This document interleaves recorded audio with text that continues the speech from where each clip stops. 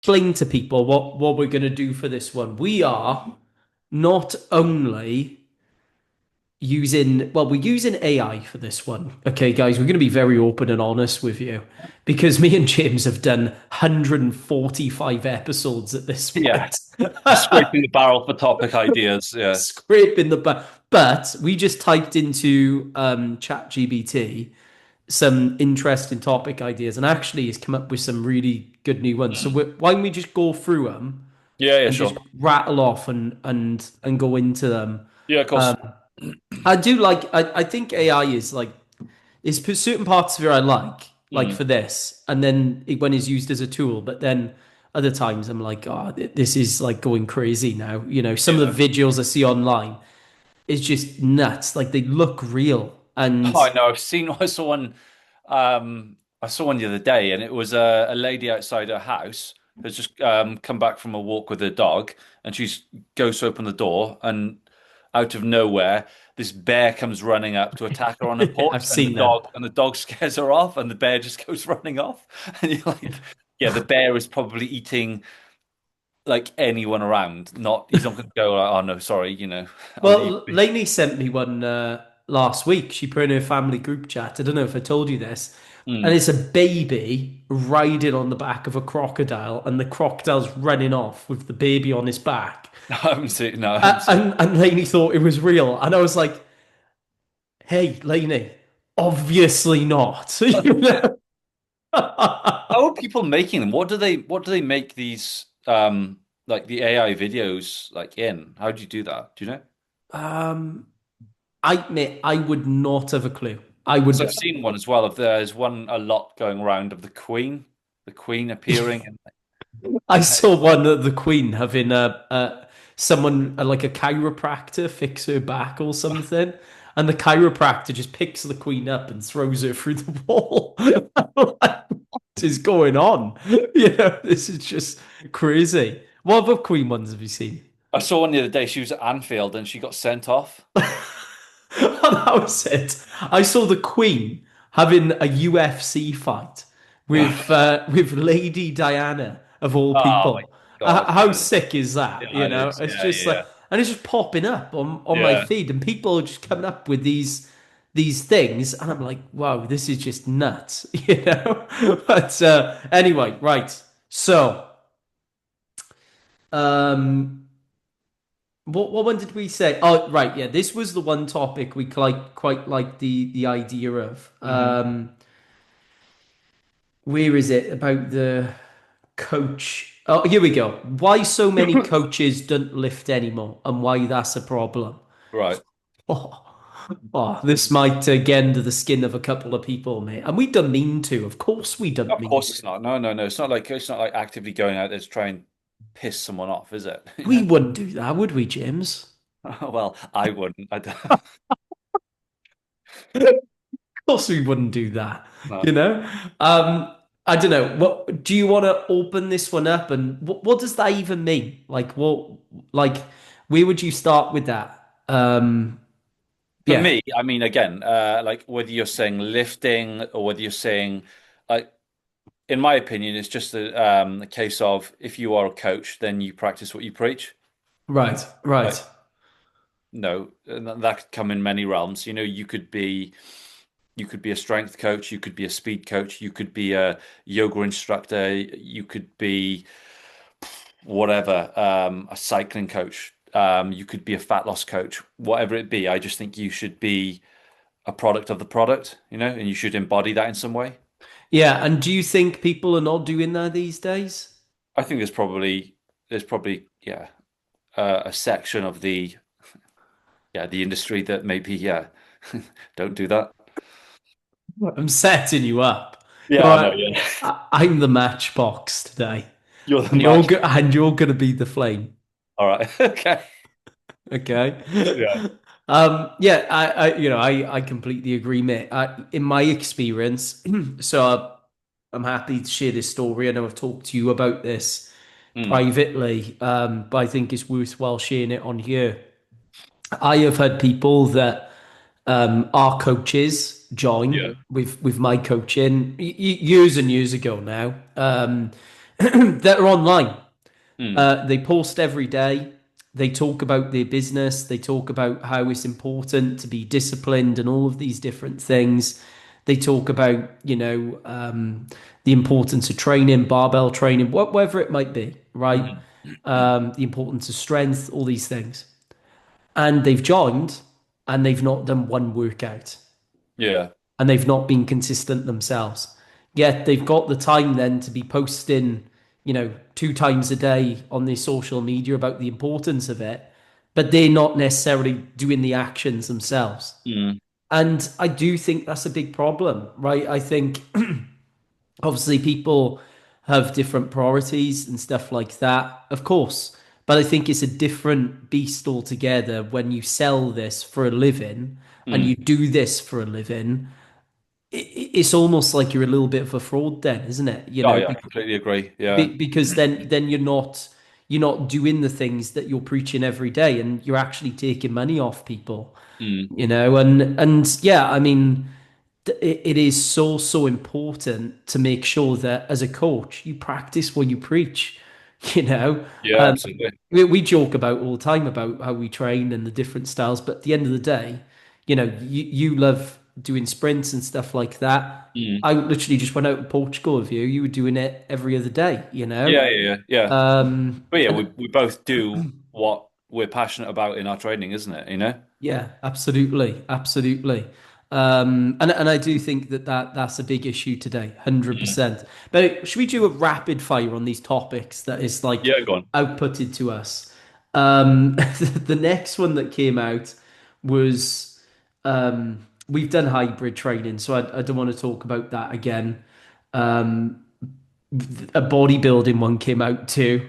How bodybuilding ruined the fitness for everyone. Funnily enough, there was actually a bodybuilder that reached out. She was on about maybe coming on the podcast, quite a high level one, I think, Right. talking about her experience, and basically, firsthand how it kind of derailed her and stuff like that with her eating habits and all of that. Yeah. So I might follow up with her soon because I think that'd be quite a good one. But yeah, Yeah. anyway, we've covered that so many times. What about the problem with coach influencers? I think that probably kind of blends in quite nicely to that first topic, right? Yeah, yeah, go on. Yeah, go for it. Because more so than ever now, you've got influencers online that are preaching these workout TikTok, right? You go on TikTok. I mean, do you have you have I'm not TikTok? on there. No, I created an account a couple of years ago. I think I posted like 2 videos on there, and I just remember finding I wasted about an hour with being on there because I just found it just so easy to scroll, and I was like, oh, I've got to delete this because I go on Instagram, and if I have that as well, I'm just going to lose so too much time, Well, to you social just media. you just scrolling on it constantly. Yeah, well, I had it for an hour, and I just found I spent an hour because it was just I found it just so like almost addictive to scroll. It's almost easier than Instagram because there's no caption to read. You're just going video, video, and it was obviously the algorithm was spitting stuff at me. I don't know if it was around like football or training or whatever, something that was interesting me. And I was like, oh, this isn't for me. Just get rid of it. So Right, right. Yeah, I think the influencer thing is interesting on there because you look on there and you scroll as you put in it, and you just see workout after workout after workout, and these young people are just following these workouts blindly, and they're mm. just repeating what they're seeing. Yeah, And yeah, and the problem is it doesn't encourage long-term thinking. It's all snapshots, and the it's unique in the sense that you don't have doctors coming on, Instagram or TikTok or whatever and going, do you know, this is how you do, heart this surgery. an open heart surgery, right? Yeah, So you just need to, and look, not to compare the complexities of open I heart know. surgery to Yeah, what that's we what do we do. Yeah, in barbell strength training or sprints or whatever. But the point still applies that, look, there's a certain level of respect that doctors get, for instance, mm. right? And rightly so, and there's a certain level of respect dentists might get, or a certain level of respect that, I don't know, a pilot might get, Yeah, right? But when it comes to, at the end of the day, being a strength coach is a specialized job. Mm. there just isn't that same level of respect that gets carried over. And many times, I'll reach out to people that are maybe lifters and, they do their own thing. And they always respond with, oh, I kind of know what I'm doing. You've seen the weights that I'm lifting. And it's like, well, it's an entirely different thing being strong and knowing how to lift weights Yeah, you correctly. can be born as a bit of a genetic freak and, be doing something outrageous, whether you've got the right program, whether you've done it in a, safe, progressive manner or not is one thing, but some people just almost, you know, walk in the gym and become a monster, don't they? Yeah, exactly. So I think there is, look, I've said this before, you can build the house yourself if you really, really want to. If you dedicate all of your time to this, you could find a way to build a home for yourself. But know that it's going to take at least 10 years. Know that it's going to take a lot of your time. It's going to take a ton of mistakes. And you're probably going to have to do what I did to get to the position that I'm in today. And trust me, it takes a lot of time, a lot of errors to get to this place. Mm, Now, if you're not that person and you don't have that time and you don't have the availability of, to be able to dedicate that much of your life to something like this, then there's just not enough hours in the day for you to know how to sustainably and consistently get yourself results. mm, And that's just the way that it is. And that's why a lot of people outsource to coaches because they legitimately want to get results, right? mm, They might want to get faster. They might want to, get stronger, whatever it might be. And that's why you outsource to someone mm. who can just give you what you need. So that's the reality of the situation. Because I think, yeah, I definitely have it, mate. Every few months or ever, almost like this smug attitude from people that think, oh yeah, I can just watch a TikTok workout and I'm Or I'll good. just ask, ChatGPT to do my whole program for me. Oh, that one kills me. Because as things stand right now, ChatGPT Mm, doesn't have a whole philosophy on how to mm, train. It'll give you a segment and it'll mm. give you a 10-week or an 8-week program for you to follow. But that's not good enough. That doesn't It cut doesn't have a it. coaching eye, does it? No, it doesn't have And a coach. that's the big thing is it can write anyone can write a program out for you for the individual. If I gave you a scenario now and said, right, this is the person in question, write me out a program, you can write that a program. But for you to actually coach them, you need to see how they move and what they're doing and everything else, don't you? And Yeah, take into absolutely. account other factors in their life, stresses, recovery, the whole like nutrition, the whole like shebang, really, not just just an isolated program off the cuff and away you go. Are you getting that much at the moment? People saying, "Oh, well, not I so much have you." no because I don't Yeah, sell coaching myself, obviously, because I work for ATG, but so I'm not, I wouldn't be open to coming across that. But I know a lot of people do think, oh well, why do I need a coach when I've got this? But in my opinion, there are a couple of things as well. Having a coach, obviously, you're paying for a level of expertise, but you're also investing in something. And usually, if you invest your money, you kind of want to get your value out of it. So it's also creating that self-imposed accountability for you to actually turn up and do the work. Now, I Mm. know you mentioned the other day was it yesterday on one of your posts on how far too many people don't hold up their end of the bargain and they just think they're buying something off Amazon and the result is just going to turn up. And yeah, you've got to put in the work, whether that being your sleep, your nutrition, committing to actually completing the sessions, sending in your form videos to the coach so that they can coach you. Yeah, So yeah. I was talking about an old client of mine when I started, and basically he blamed me for his deadlift not mm, going up in a year. But the problem was he was having 4 hours of sleep a night. yeah, I was like, well, there's nothing I can do, yeah, yeah, And actually, his squat, because he's a power lifter, his squat and bench went up mm, despite him having 4 hours of sleep a night, which is yeah, incredible, really. But his deadlift obviously didn't because that's the more systemically stressful lift and the hardest one to recover from. hmm, And I remember saying to him, well, mate, you're having a few hours of sleep a night. I don't know what you expect me to do. And he didn't yeah, take it very well, to be honest. Yeah, he kind of went haywire, but that's another story for another time. But yeah, I mean, it's so true. People they hire a coach and they think, yeah, that's it, I'm done. I've got this coach now, and Mm. they can just almost do the work for me, and it's like, nah, that's not how this works, you That's the know. thing, isn't it? With the whole yeah, fitness, whatever you want to call it, is like it's a level playing field. You can have all the money in the world. Like you have to earn what you get, your Mm. physical ability. You can't buy it. No one Right. can do the work for you. And the point is, coach influencers Hmm. aren't the people to follow for their No. information. Absolutely not, you know. Anyway, you had a couple of good ones. You read out on your AI Yeah, let's have a look now. Uh, something about calories and nutrients, which is more important. right.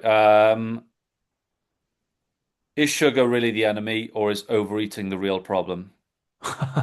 Go on then, mate. You want to tackle this one? I mean, 100. I mean, I can obviously end it in like one sentence. Overeating is the problem, not sugar. So there are a couple of things with sugar. I'm not going to name the one of the people who's I'm not going to call him a nutritionist. He's like a UK based fitness influencer. He's always going on about sugar and how he's addicted to sugar and all the rest. And the big thing is people aren't addicted to sugar itself. Like nobody is getting a bag of white sugar and being like, geez, I just can't stop spooning this stuff in. It's always when you combine sugar with fat and salt, that's when you get the highly palatable food, and that's the stuff you can't stop eating. It's like, the Reese's peanut butter cups. They're very, very highly palatable. Again, put a bag of sugar down, put a bag of Reese's peanut butter cups. I guarantee you which one is going to be you're going to want to overconsume, and it's not the bag of sugar.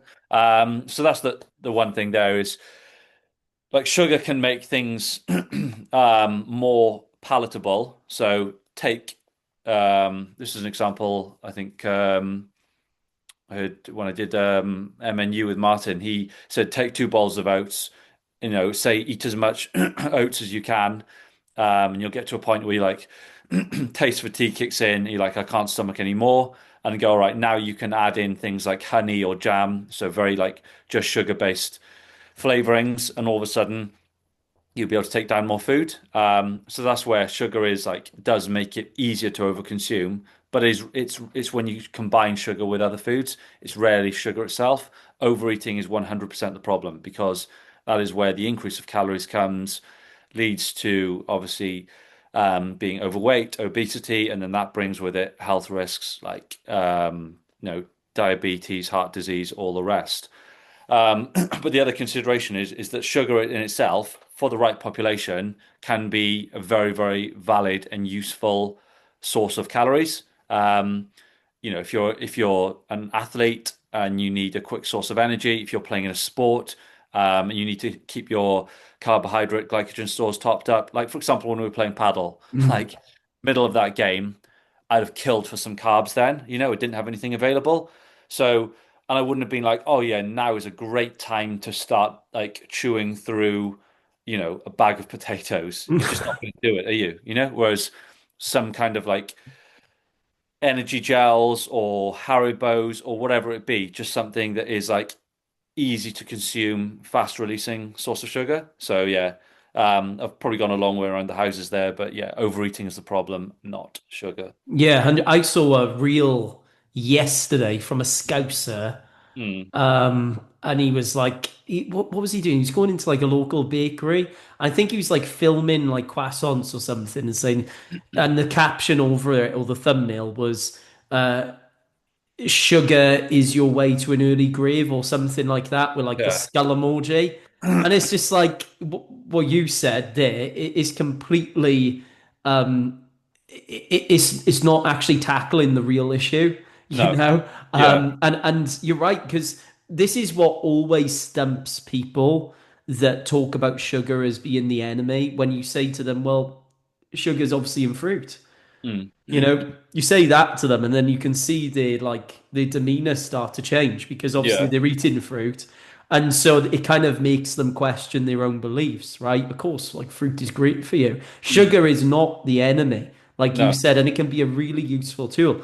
In some of my workouts, when I'm squatting really heavy and I'm doing like, 5 by 5, a heavy 5 by 5, I've got sweets with me Yeah. because it helps kind of top up, as you put it, my I need that quick hitting Yeah, yeah, absolutely. carbohydrate, you know? Well, you start absorbing carbohydrates in your mouth, so Right, right, obviously, right. you're absorbing it very quickly, you know? You know, I mean, it's a game changer, Mm. absolute game changer. Now, of course, I know many lifters out there that see this as an excuse to slam a bag of sweets in a Yeah, yeah. workout, you know, Mm. and there are those people, absolutely. But that's not the problem with sugar, you Mm. know, like Yeah. sugar can be a useful tool. That's the problem of the person and their habits, Mm. you know, and their relationship with food and all of those sorts of things. So, absolutely, mate. I think that's spot on. Go on, Yeah. let's rattle off another one. I'm enjoying What this. have we got?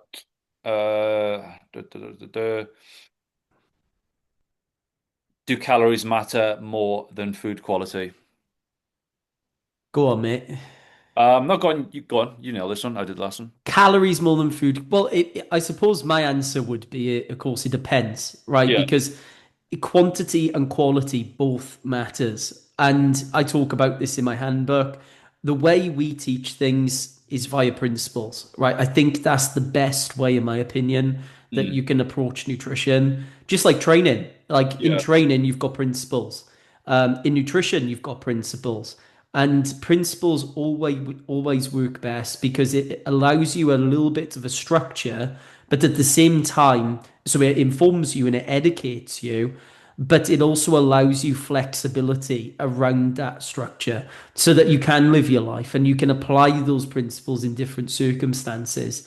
So principle one for me is quantities, right? Mm. So quantities is going to determine how you look, basically.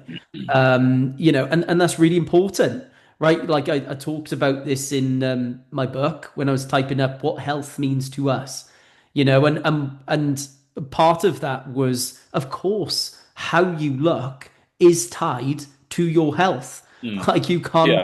you can't get around that, right? That the issue and why I wrote about it in my book is when people solely fixate on how they Yeah. look. But again, that's a different rabbit hole, so I won't get down that.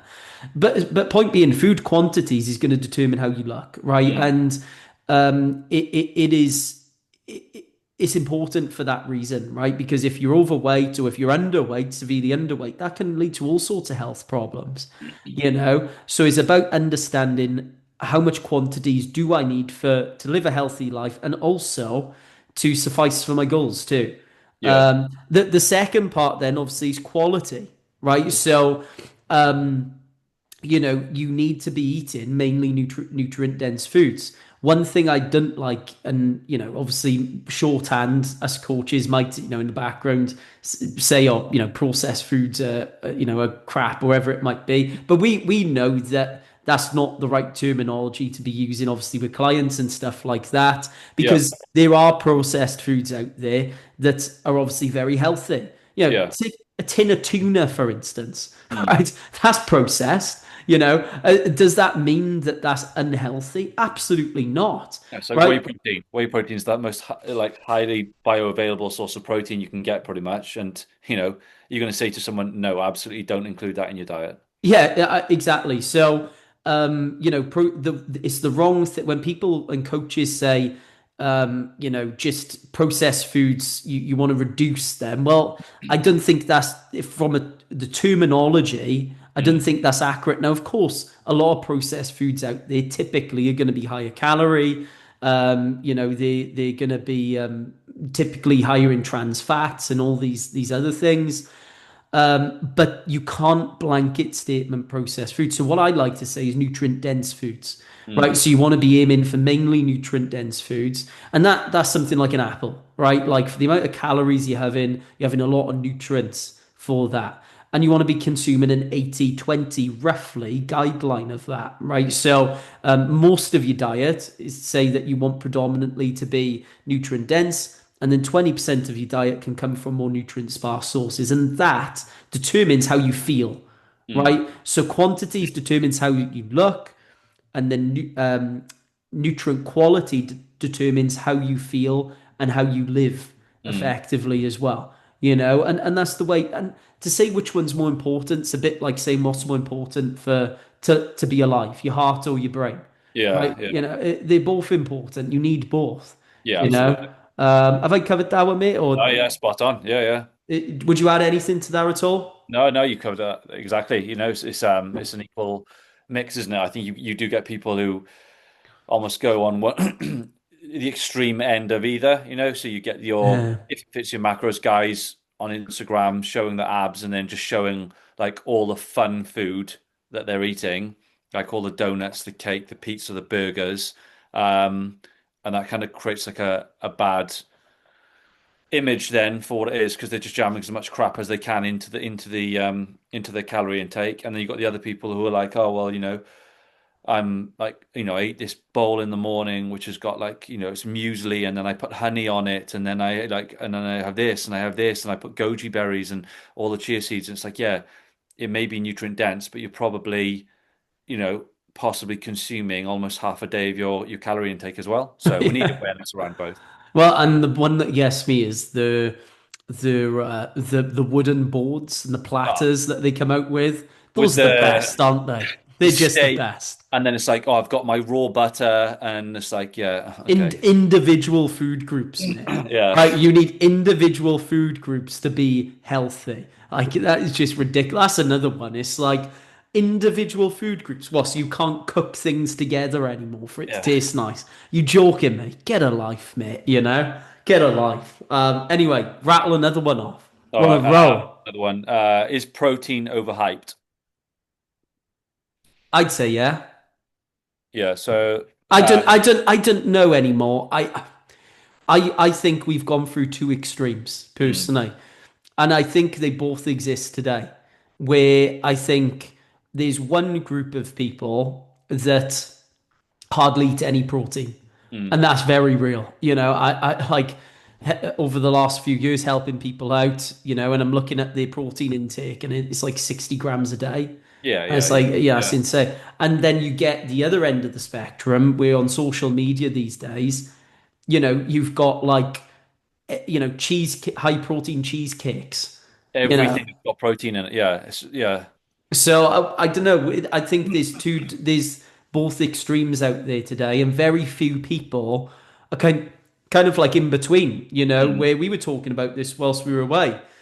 There's only so much protein you need mm. before it kind of becomes a bit useless, Yeah. Almost not problematic in the way that it's actually going to cause you any harm, but for many people, it can actually then overfill the diet and take up so many calories that you then miss out on things like carbohydrates and fats that serve a valuable purpose in your diet, such as hormone production, fueling your training, and just pleasure as well. Right, right. Well, the rule I've kind of always followed on is I tend to keep my protein intake pretty high relatively. I think a little bit higher than what you do.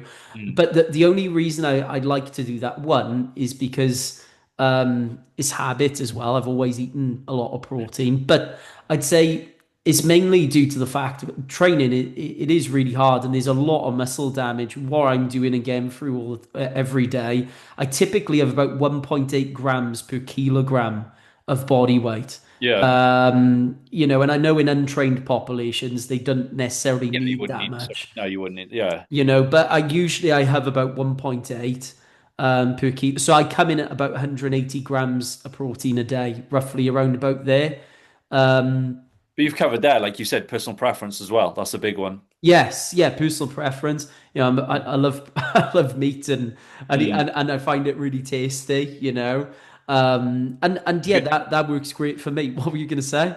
Now is the point where you pop up that image of you with the two packets of chicken in Portugal. The two packets of chicken. I had like 40 slices, like the Eat stuff. big to get big, I think was what you said, wasn't it, on the video? Yeah. But yeah, that's what I do. And Mm. then, I kind of fats and carbs for me, they're just a byproduct of just good nutrient timing, you Yeah. know. I don't track them at all. You don't have to track protein either. I know you don't track at all. Do you know Mm. what I mean? But for me, all of this stuff and macronutrients really, they should be a byproduct of just having an education in knowing when just nutrient timing, How right? to Like structure a meal. how to structure a meal, Yeah.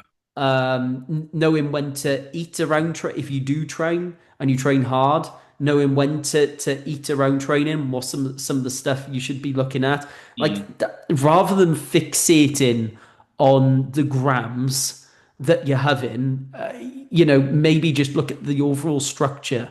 I think mm. would be beneficial for a lot of people. And of course, if you want to track that, that's fine. That's not a crime either.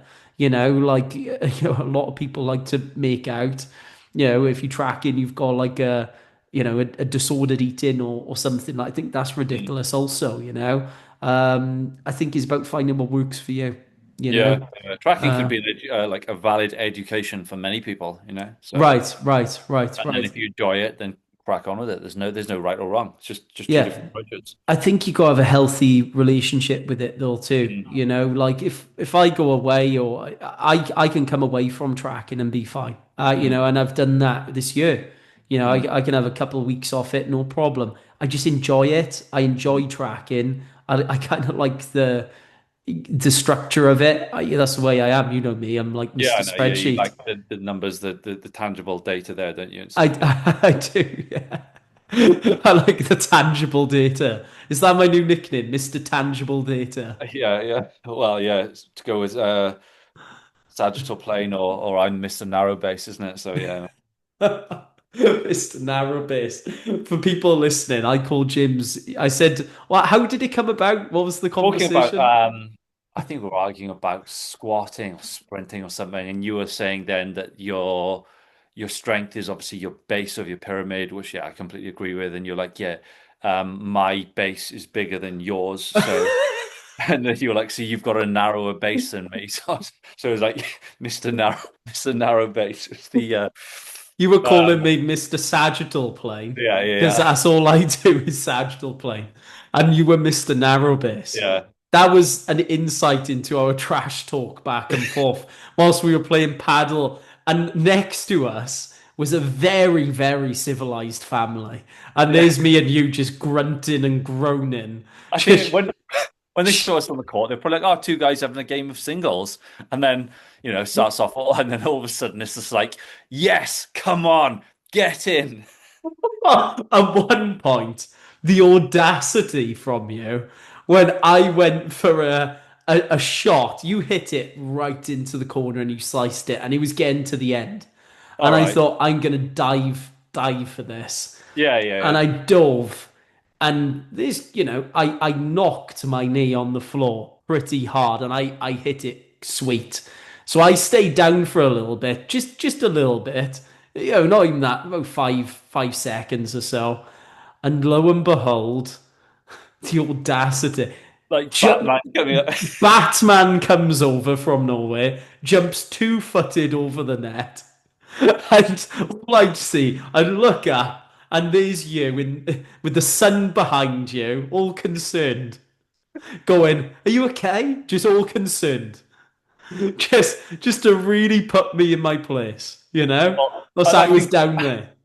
at that point I'd kind of asserted dominance in the game. I was like, "Oh, we're on the cusp of victory here." I was like, "I don't want to win by by default because he's injured, so I got to make sure he's all right to carry on." Honestly. But anyway, mate, do you want to is any more you want to add to that, or should we I leave think that we've one? covered a good few there, haven't we? We've covered Yeah, 60. that's a good selection. That Yeah. is. We should do that more. Yeah, yeah, good. Like, it's like a quick fire one, wasn't it? Like you said. Yeah, yeah. Well, anyway, guys, should I see us out on Yeah, this you one? can do it Yeah. this time. Yeah. I can do it, can I? Oh, you're gonna tell me I can do it. Right, Yeah, yeah, okay. good. Guys, if you enjoyed this one, feel free to leave that rating review and we'll catch you in the next one.